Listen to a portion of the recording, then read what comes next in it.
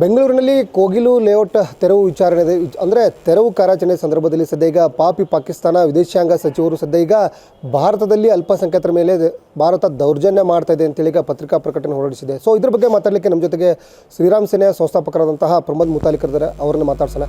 Sir, ಈಗ ಪಾಕಿಸ್ತಾನ ಈಗ ಈ ರೀತಿಯಾಗಿ ಒಂದು ಪತ್ರಿಕಾ ಪ್ರಕಟಣೆ ಹೊರಡಿಸಿರುವಂಥದ್ದು, ತಮ್ಮದು ಫಸ್ಟ್ ರಿಯಾಕ್ಷನ್? ಪಾಕಿಸ್ತಾನ ನಮಗೆ ಉಪದೇಶ ಮಾಡುವಂಥ ಅವಶ್ಯಕತೆ ಇಲ್ಲ. ಮೊದಲು ನಿಮ್ಮ ದೇಶದ ಬಗ್ಗೆ ಬಹಳ ಗಂಭೀರವಾಗಿ ಯೋಚನೆ ಮಾಡಬೇಕು. ಭಿಕಾರಿತನ ಬಂದಿದೆ, ತಿನ್ನ ಕೂಳಿಲ್ಲ, ಮತ್ತು ಇಲ್ಲಿವರೆಗೆ 78 ವರ್ಷದಲ್ಲಿ ಅಲ್ಲಿಯ ಹಿಂದೂಗಳಿಗೆ ಅಲ್ಲಿಯ ಅಲ್ಪಸಂಖ್ಯಾತರಿಗೆ ಎಷ್ಟು ರೀತಿಯ ತೊಂದರೆ ಕೊಟ್ಟಿದ್ದೀರಿ ಅಂತನ್ನುವಂಥದ್ದು ನೀವು ಯೋಚನೆ ಮಾಡಬೇಕು. ನಗಬೇಕೋ ಅಳಬೇಕೋ ಗೊತ್ತಾಗ್ತಾ ಇಲ್ಲ. ಪಾಕಿಸ್ತಾನ ನಾಚಿಕೆ ಮಾನ ಮರ್ಯಾದೆ ಇದೆಯಾ ನಿಮಗೆ? ನೀವು ನಮಗೆ ಹೇಳ್ತೀರಿ ಹಿಂದೂಗಳ ದೌರ್ಜನ್ಯ ಮಾಡಿದಂಥದ್ದು ನೀವು. ಮತ್ತು ಇಲ್ಲಿಯ ಮುಸ್ಲಿಮರ ಬಗ್ಗೆ, ಭಾರತದ ಮುಸ್ಲಿಮರ ಬಗ್ಗೆ ಭಾರತದಲ್ಲಿ ಆಗ್ತಾ ಇರುವಂಥದ್ದು ನಿಮಗೇನು ಸಂಬಂಧ? ಅದು ನಿಮ್ಮ ಪಾಡಿಗೆ ನೀವೀರಿ, ಅದು ಬದುಕೋಕ್ಕಾಗಲ್ಲ. ನೀವು ಬದುಕೋಕ್ಕಾಗಲ್ಲ, ನೀವೇ ಹೊಡ್ಕೊಳ್ತೀರಿ, ನೀವೇ ಸಾಯ್ತಾ ಇದ್ದೀರಿ. ಅದಲ್ಲದೆ ಇಲ್ಲಿ ತನಕ ಹಿಂದೂಗಳನ್ನು ಎಷ್ಟು 12% ಇರುವಂಥ ಹಿಂದೂಗಳನ್ನು ಇವತ್ತು 1% ಇಳಿಸಿದ್ದಾರೆ ಅಂತಂದರೆ 11% ಹಿಂದೂಗಳು ಎಲ್ಲಿ ಹೋದ್ರು? ಅವರು ಕೊಂದ್ರು, ನೀವು ಮತಾಂತರ ಮಾಡಿದ್ರು, ನೀವು ಅತ್ಯಾಚಾರ ಮಾಡಿದ್ರು, ನೀವು ಮನೆಗಳನ್ನು ಬೆಂಕಿ ಹಚ್ಚಿದ್ರಿ, ಸಾವಿರ ದೇವಸ್ಥಾನಗಳನ್ನು ಒಡೆದು ಹಾಕಿದ್ರಿ. ನೀವು ನಮ್ಮ ಪಾಕಿಸ್ತಾನ ನೀವು ಹೇಳೋದಾ ನಮಗೆ? ಕ್ರಿಸ್ಮಸ್ ಸಮಯದಲ್ಲಿ ಅಂದರೆ ಅಲ್ಪಸಂಖ್ಯಾತರ ಮೇಲೆ ದಾಳಿ ಆಗಿದೆ ಅಂತ ಹೇಳ್ತಾ ಇದ್ದಾರೆ ಪಾಕಿಸ್ತಾನದವರು. ಕ್ರಿಸ್ಮಸ್ಗೆ ಈ ದಾಳಿಗೆ ಸಂಬಂಧನೇ ಇಲ್ಲ. ಕ್ರಿಸ್ಮಸ್ ಇನ್ನೂ ನಾಳೆ ರಾತ್ರಿ ಆಗೋದಿದೆ. ಸೊ ಈಗ ನಡೆದಂಥ ಘಟನೆ 2 ದಿನದ ಹಿಂದೆ ನಡೆದಂಥ ಘಟನೆ, ಅದು ಕೂಡ ಅತಿಕ್ರಮಣ ಮಾಡಿದಂಥ ಕಾನೂನು ಬಾಹಿರವಾಗಿದ್ದಂಥ ಮನೆಗಳನ್ನು ಸರ್ಕಾರ ತೆಗೆದಿದ್ದಾರೆ. ಸೊ ಈ ರೀತಿ ಅಲ್ಲಿ ಅಧಿಕೃತವಾಗಿದ್ದಂಥ ಹಿಂದೂ ಮನೆಗಳನ್ನು ನೀವೇನು ಮಾಡಿದ್ರಿ? ಅಧಿಕೃತವಾಗಿದ್ದಂಥ ಹಿಂದೂ ದೇವಸ್ಥಾನಗಳನ್ನೇ ಒಡೆದು ಹಾಕಲಿಲ್ವ ನೀವು? ಅನಧಿಕೃತ ಅಲ್ಲ, ಅಧಿಕೃತ. ನಮ್ಮದೇ ದೇಶ ಅದು, ಹಿಂದೂಗಳ ದೇಶ ಅದು, ಹಿಂದೂಗಳ ಮನೆ ಅದು, ಹಿಂದೂಗಳ ದೇವಸ್ಥಾನವನ್ನು ಒಡೆದು ಹಾಕಿದಂಥ ಪಾಕಿಸ್ತಾನ ನಾಚಿಕೆ ಇದೆಯಾ ನಿಮಗೆ? ಸರ್, ಈಗ ಕೇರಳ ಸಿಎಂ ಬಳಿಕ ಈಗ ಮತ್ತೆ ಪಾಕಿಸ್ತಾನ ಖ್ಯಾತಿ ತೆಗೆದಿರೋದು ಎಷ್ಟು ಮಟ್ಟಿಗೆ ಸರಿ ಅಂತ?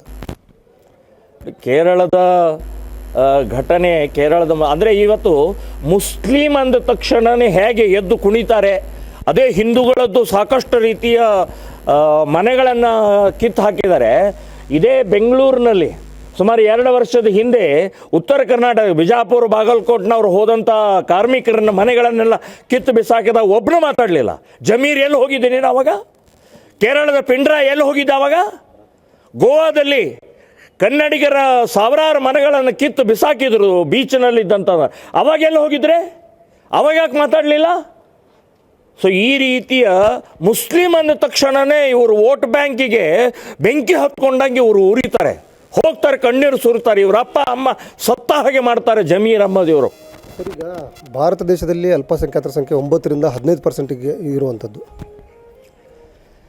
ಭಾರತದಲ್ಲಿ ಜನಸಂಖ್ಯೆ ದಿನೇ ಮುಸ್ಲಿಮರ ಜನಸಂಖ್ಯೆ ಜಾಸ್ತಿ ಆಗ್ತಾ ಇರುವಂಥದ್ದು ಕಳವಳಕಾರಿ.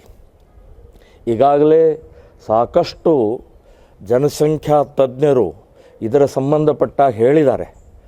ಇಡೀ ಜಗತ್ತಿನಲ್ಲಿ 57 ಮುಸ್ಲಿಂ ರಾಷ್ಟ್ರಗಳಲ್ಲಿ ಸುಮಾರು 40 ದೇಶಗಳು, ಮುಸ್ಲಿಂ ದೇಶಗಳು ಜನಸಂಖ್ಯೆಯಿಂದನೇ ಇಸ್ಲಾಂ ಮಾಡಿದ್ದಾವೆ. ಹಾಗೆ ಅದೇ ಮಾದರಿಯಲ್ಲಿ ಭಾರತವೂ ಕೂಡ ದಾರಿಯಲ್ಲಿ ಹೊರಟಿದೆ.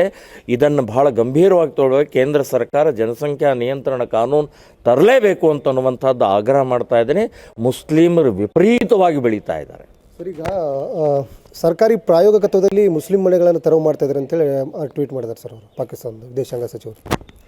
ಸರ್ಕಾರಿ ಪ್ರಾಯೋಜಿತ ಅಲ್ಲ, ಅದು ಅತಿಕ್ರಮಣ ಆದಂಥ 5 ಎಕರೆ ಜಮೀನಿನಲ್ಲಿ ಆಲ್ರೆಡಿ ಯಾವುದೋ ಒಂದು ಕಸದ ನಿವಾರಣೆಗೋಸ್ಕರ ಹಾಕಿದಂಥ ಪ್ಲೇಸಲ್ಲಿ ಕಾನೂನು ಬಾಹಿರವಾಗಿ ನೋಟಿಸ್ ಕೊಟ್ಟಿದ್ದಾರೆ. ನೀವು ತೆರವುಗೊಳಿಸಿ ಅಂತೇಳಿ 16 ನೋಟಿಸ್ ಕೊಟ್ಟರು, ತೆರವು ಇರಲಿಲ್ಲ. ಬೆಳಗಿನ ಜಾವ ಬುಲ್ಡೋಜರ್ ಹಚ್ಚಿ ತೆಗೆದಿದ್ದಾರೆ.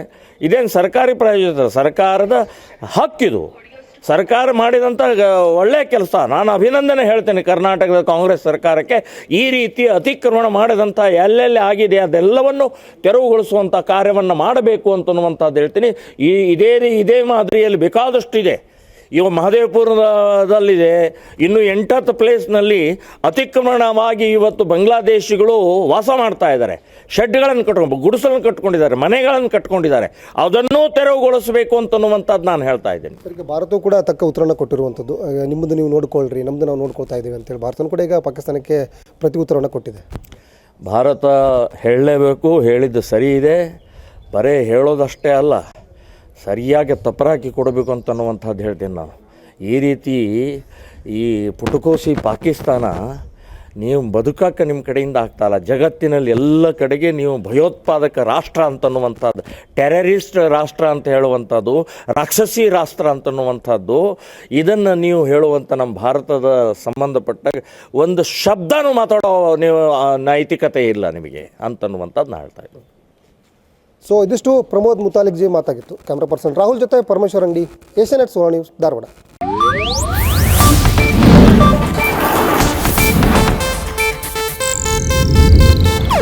ಇದು ಏಷ್ಯಾನೆಟ್ ನ್ಯೂಸ್ ನೆಟ್ವರ್ಕ್ ಪ್ರಸ್ತುತಿ.